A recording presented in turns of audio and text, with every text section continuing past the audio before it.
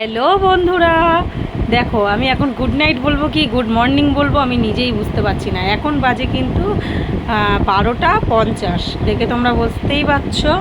আর এই রাত 12টা 50 এখন পেয়েছে আমার তো অনেক জোরে খিদে, কেননা যেহেতু ছিল শনিবার আর আমি তেমনভাবে কিছু খেয়ে শুইনি, সেই কারণে কিন্তু আমার খিদে পেয়ে গেছে। ওই জন্য কিন্তু আমি রেখে দিয়েছিলাম পরোটা, যে রাত্রিবেলা যদি খিদে পায় খাবো।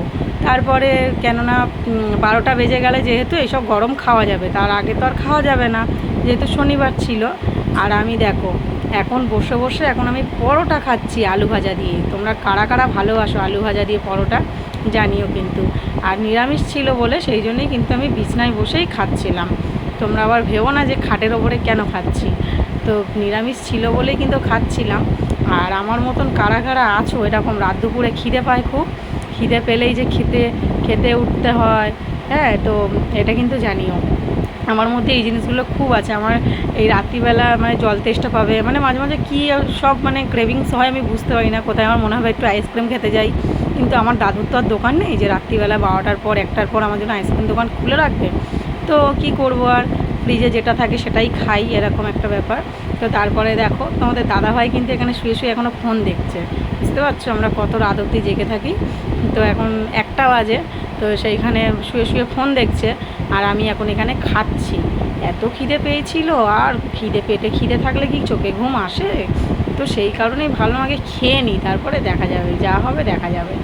আজকে ছিল সানডে, তো অত ওঠার তাড়াও ছিল না, সেই জন্য কিন্তু বসে বসে খাবারটা খেয়ে নিলাম।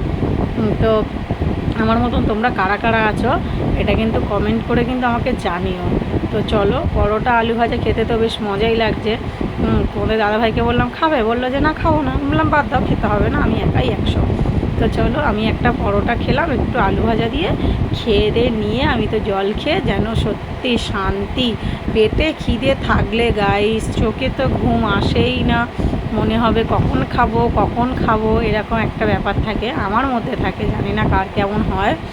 তো আমার মতন কারা কারা আছো অবশ্যই কিন্তু জানিও, একটু হাঁকুড়ে বলতে পারো।